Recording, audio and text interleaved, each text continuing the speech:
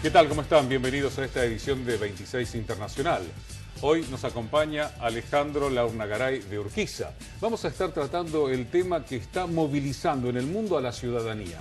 Vamos a empezar por la América Hispana y sobre todo un conflicto muy importante como es el caso de Bolivia, en el cual ya se están hablando de entre 23 y 27 muertos y se está tratando de lograr tener una salida política a pesar de los incidentes. Se esperan nuevas propuestas de diálogo. La Iglesia Católica también ha convocado un diálogo nacional para acercar posiciones. Todo comenzó después de las elecciones, cuando el candidato opositor Carlos Mesa gritó fraude por parte del gobierno en las elecciones del 20 de octubre. Sí, totalmente, Manuel. Y tengamos en cuenta que estamos hablando de 23, 24 muertos oficialmente, porque con la censura y la persecución que hubo a la prensa, donde ya se está evitando que se pueda informar con claridad, no conocemos en este mismo instante y durante todo el día de hoy. Hubo persecuciones, hubo represión, los aviones caza sobrevolando las protestas, las fuerzas militares con cada vez más presencia, no solamente en Bolivia, donde lo vemos con más claridad, luego de un golpe de Estado, ¿no? Cívico, policial y militar, por supuesto. Pero, a ver, quiero decir algo, Manuel, que engloba a todo lo que está pasando, te diría, en todo el mundo. Porque tenemos, por un lado, y que no escapa, quizás la única excepción puede ser el de Bolivia, pero hay una recesión global que ya hace más de un año y medio que está corriendo, que está sucediendo, que está afectando a los 5 continentes y en América Latina lo estamos viendo claramente, la cuestión económica también como disparador de los conflictos que estamos viendo. Claro. Hay una política global de desorden y de desestabilización, agarrándose de algunos conflictos que son naturales, que son entendibles, pero están fogoneados por intereses externos. En Medio Oriente lo vemos claramente, sí. En África, por supuesto, no hace falta decirlo, en la Unión Europea también, y en América Latina me está preocupando que estoy empezando a ver una cuestión de desorden, de desestabilización continua y sostenida en los últimos años, y eso es una gran preocupación para todos los pueblos de la región. Y algo que está concatenado con eso, que es la disputa global entre los grandes poderes, hablo Estados Unidos, China y Rusia, con cada vez más influencia en todo el mundo, y América Latina en términos geopolíticos, en términos de recursos naturales, en términos de proyectos de infraestructura a lo largo y ancho de toda la región latinoamericana, es un eje de disputa entre estos poderes y tiene que ver con el zarandeo, lo que estamos viendo en la región.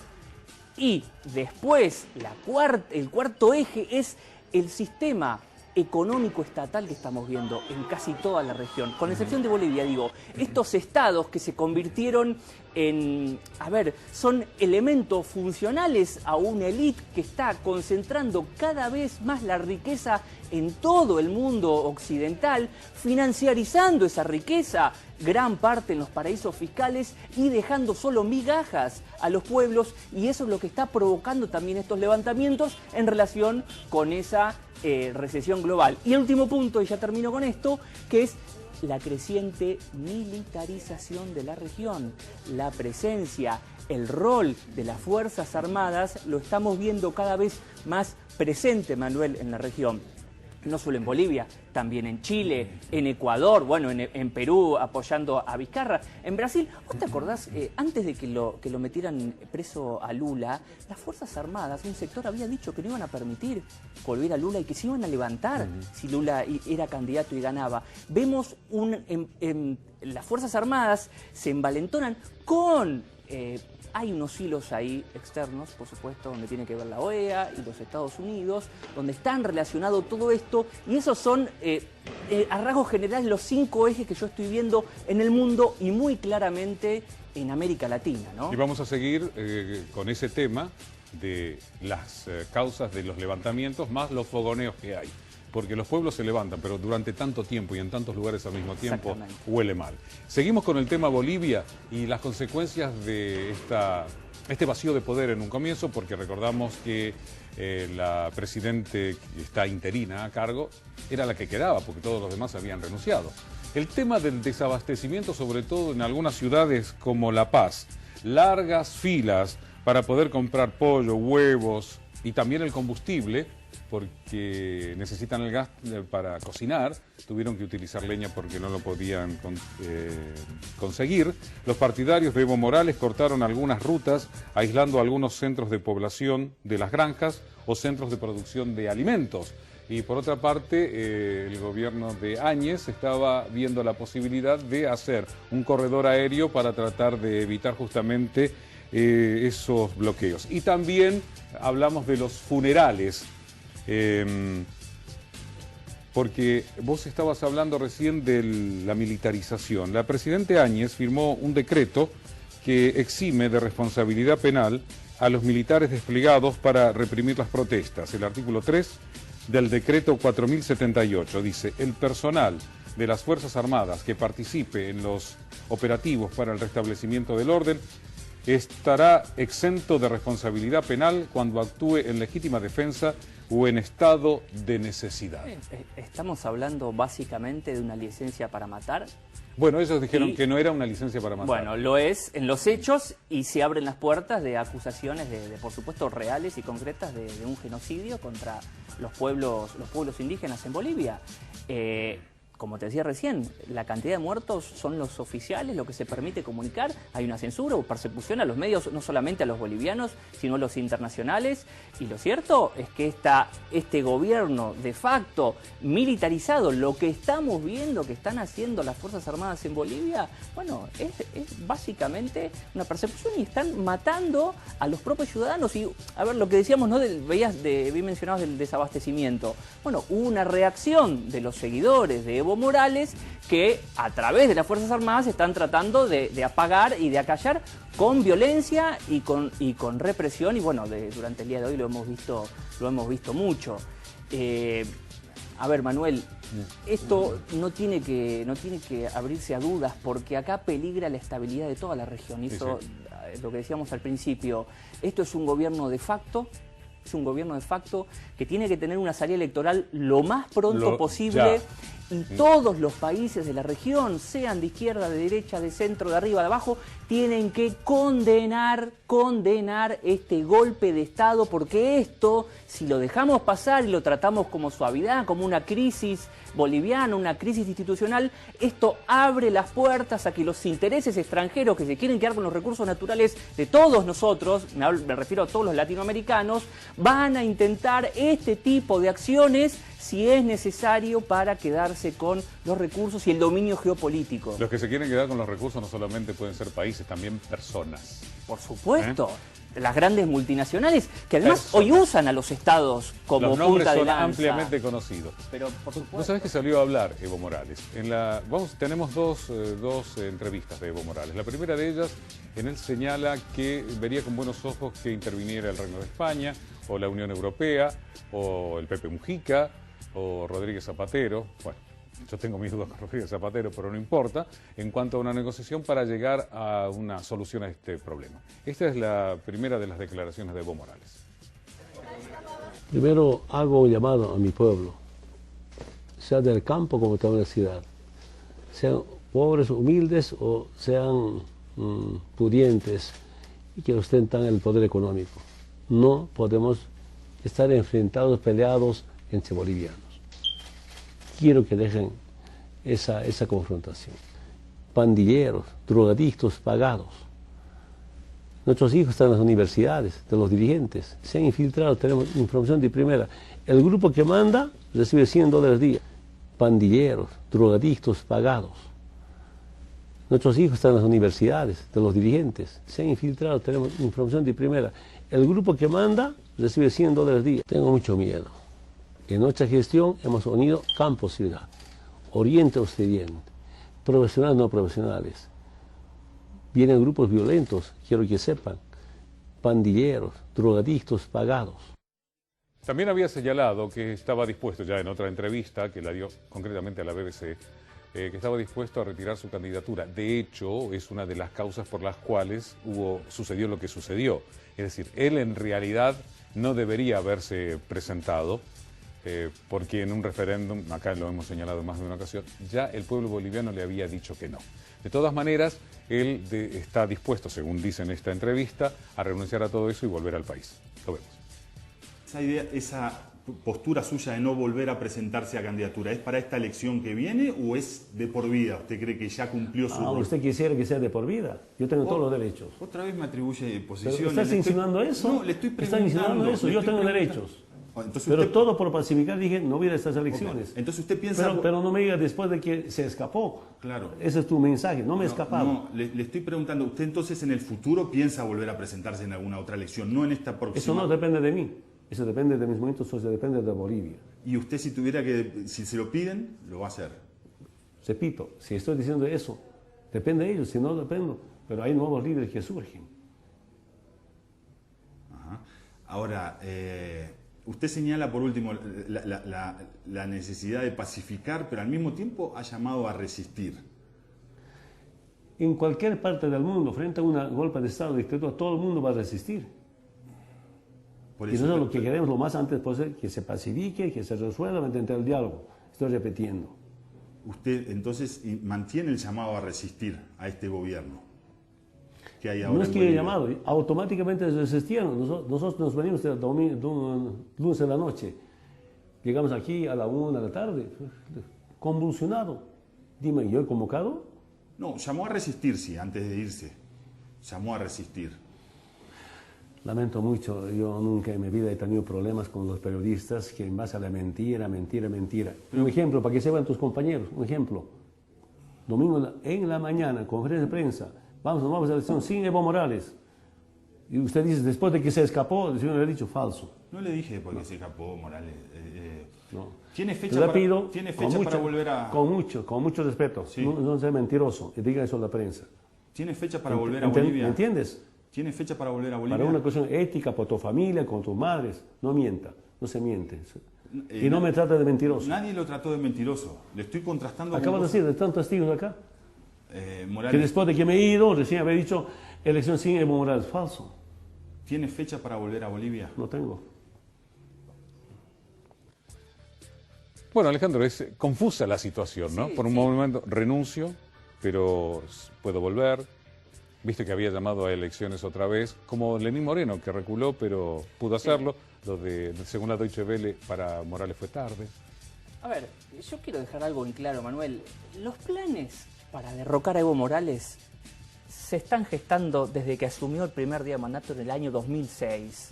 Recordemos los conflictos que tuvo con la Embajada Norteamericana, con la DEA, con la USAID, la Agencia de Ayuda al Desarrollo de los Estados Unidos, los intentos golpistas, el 2008, los distintos conflictos a lo largo de los años, con todos estos sectores opositores que hoy terminan, porque a ver, con el error político, como bien marcamos, el error político que cometió Evo Morales de no hacer caso al referéndum y buscar los vericuetos judiciales para poder presentarse, eso lo dejó en una posición de debilidad. Sí, y eso reforzó la postura opositora con ayuda económica y estratégica desde el exterior, de la OEA y otros organismos que, bueno, lograron que ahora se diera un golpe de Estado exitoso desde el punto de vista de los golpistas. Por supuesto que es lo que estamos viviendo ahora.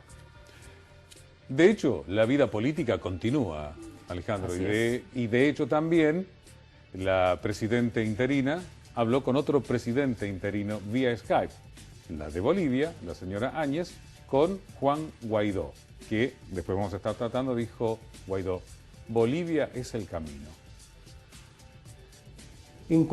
Creo que nosotros tenemos el mismo objetivo, presidente Guaidó. Creo que son años de lucha muy difíciles, con muchas adversidades que tenemos que enfrentar. Yo asumí este reto por un compromiso primero con mi país, luego con la democracia. Creo de que tenemos una responsabilidad enorme. Nosotros dimos todas las condiciones. El propósito era de que haya una transición democrática, pacífica, que sea por el beneficio de los bolivianos, pero desafortunadamente, pues Evo Morales ha dejado una estructura de violencia que nos está afectando a todos. Ayer en horas de la noche, pues la situación fue incontrolable. tenemos, a partir de que salimos a las calles cuando comprobamos y manifestamos nuestra molestia y nuestro rechazo por ese fraude electoral descarado de Evo Morales y las instituciones que él tiene cooptada, como es el Tribunal Electoral, pues hemos tenido muchas personas que han sido fallecidas. Y ahora, con el propósito de quedarse en el poder, con el propósito prorroguista que tienen estos dictadores del siglo XXI, pues hemos lamentado también decesos en el departamento de Cochabamba, porque los enfrentamientos han sido muy fuertes. Nosotros hemos intentado evitar por todo lado de que no haya esta convulsión, porque esta es una demanda ciudadana. Nosotros lo que hemos hecho es acompañar, y la responsabilidad que yo tengo en este momento es continuar con este proceso de transición, porque no hay nada más valeroso y valioso para el ser humano que es vivir en libertad, que es vivir en democracia. Y hemos seguido todo el proceso que ustedes han tenido durante todo este tiempo, pero desafortunadamente todavía están en la calle, todavía están luchando, y con la bendición de Dios, cada día de mi vida oro, ruego por la libertad de todos aquellos hermanos países sudamericanos que estamos en la opresión, que están nuestras libertades amenazadas. Ojalá. Mira, Manuel, te lo resumo en cuánto, tengo 10 segundos. 10 segundos. Esas dos personas que vimos recién son dos marionetas de los intereses de élites locales y extranjeras, del gas y del litio y del petróleo y del oro. Es básicamente eso, y son realmente dos golpistas, y son ilegítimos, ambos. Siguiendo con el caso de Guaidó en Venezuela, había dicho que Bolivia es el camino, y hubo manifestaciones encabezadas por Juan Guaidó, y además también ha habido algunas manifestaciones que fueron reprimidas también por la policía y la Guardia Bolivariana, o la Guardia, sí, digo bien, la Guardia Bolivariana, pero Guaidó señalaba en la manifestación que ellos estaban dispuestos a terminar con la tiranía, que es justamente el tema que viene sosteniendo. Y en esta manifestación Guaidó llamó a seguir en las calles para lograr el derrocamiento de Maduro. La lucha será hasta que cese la usurpación, según lo llamó. Pero también la policía, decía, y la Guardia Nacional Bolivariana disolvieron una protesta en Caracas con violencia, usando gas pimienta y golpeando a mujeres que se manifestaban por la falta de alimentos, agua, electricidad y la baja de los salarios, mientras las enfermeras se preparaban para llevar a cabo un paro indefinido. Te tomo de una frase de Guaidó, que dijo: el camino es Bolivia, ¿no? Sí. Bueno, el nuevo ministro de Economía boliviano ya dijo que van a revisar el plan económico y que van a encarar un nuevo modelo de apertura, y cuando hablamos de apertura estamos hablando de privatización de los recursos naturales, y ahí está la clave. Recordamos algo, antes esto, vos corregime, lo voy a hacer cortito porque tenemos la verdad una cantidad de temas importantes. Estados Unidos tenía su patio trasero, doctrina Monroe. Exactamente. Monroe, para pronunciarlo bien. No, América para los americanos, del norte. Sí. Ahora está Rusia, ahora está China, puede estar Irán, puede estar India, pero las tres primeras son las más importantes. Sí. Otro tema de un país entroncado dentro del llamado eje bolivariano. Para muchos, Daniel Ortega ha sido una gran decepción. Para muchos, Ortega superó a Somoza, el cual él había derrocado junto con Eden Pastora, ¿te acordás? El comandante Cero. El hecho es que hubo una entrada violenta, simpatizantes del gobierno del presidente Daniel Ortega agredieron a un sacerdote y a una monja en la Catedral Metropolitana de Managua, donde 9 madres iniciaron una huelga de hambre por la liberación de sus hijos.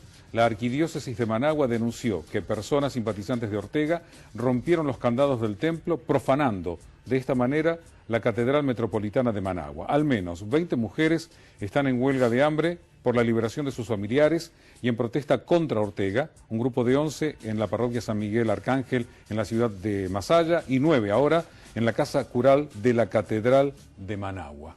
Bueno, todos estos conflictos, más allá de la puntualidad de este, en Nicaragua viene desde hace rato, ¿no? Pero todo tiene relación con lo que vos mencionabas recién de las grandes potencias. Recordemos que Nicaragua tenía un proyecto que al final se frenó, que era un canal financiado por los chinos para suplantar la importancia del canal de Panamá, que Panamá también empezó a mirar a China, Ecuador empezó a mirar a China, Chile, bueno, Perú, Bolivia, los proyectos de infraestructura transoceánicos, me refiero que van del Pacífico al Atlántico, financiados por China, me refiero a trenes, a rutas, que también incluyen a Brasil. ¿Te acordás que Bolsonaro dijo, no, yo estoy enamorado de Estados Unidos y los chinos que se vayan a... Bueno, no quiero decir, bueno, míralo ahora, recibiendo a los BRICS, pero por Dios, yendo a China y Dios, arreglando... basta. Bueno, China es un país capitalista, dijo Jair Bolsonaro. Exactamente, pero ¿sabes qué pasa, Manuel? Lo que vos mencionaste del patio trasero es justamente lo que Estados Unidos está perdiendo y esa cuestión pero no quiere ceder. Se está reacomodando el mundo. Pero la culpa también es de los países hispanos. Primero, haberse dividido, fraccionado, no haber sido un poder único, un poder militar y un poder económico. Parte de la culpa también es nuestra. Pero es compartida, no? pero es compartida. Sí, pero siempre porque... estuvimos en rencillas entre países en vez de tener un objetivo en común. Hay gracias condimentos, a los ingleses, bueno, pero hay condimentos, hay condimentos naturales de esa división y después están los condimentos que están fogoneados del exterior, porque justamente lo que no le conviene a las grandes potencias es que América Latina esté unida y que América Latina esté desarrollada, industrializada. Recordá que uno de los primeros decretos que Evo Morales tiene que anular antes de renunciar fue la industrialización del litio, que había firmado con una empresa alemana y una china para producir baterías de litio en el país. Vamos a ir rápido ahora. Tenemos el caso de Chile. Parece que está un poco más tranquilo, va a haber algunos cambios. ¿Cómo ves el tema, Chile? Bueno, a ver, la cuestión del referéndum por la nueva constitución que se va a hacer en abril del año que viene puede ser un paso. Por un lado puede ser que esté tirando Piñera la pelota para adelante. Por otro lado, si se hace bien y teniendo en cuenta los intereses de la gente, que ahí yo tengo mis dudas, puede ser parte de la solución, pero van a estar los intereses concentrados de siempre que no van a querer ceder. Y hoy mismo entró la acusación constitucional, que lo anticipamos acá en el canal hace un mes, que iba a entrar una acusación constitucional para sacar a Piñera del poder. No sé si va a avanzar, pero ya se presentó y es un punto de presión más. Hablaste de temas internos. Hong Kong. Acá entramos a las ligas mayores. El tema de Hong Kong, que ahora se acaba de sacar la ley para poder utilizar las máscaras. Bueno, hubo enfrentamientos en la Universidad Politécnica, que los estudiantes radicales convirtieron en lugar de resistencia y de provisión de armas. Varios jóvenes fueron detenidos.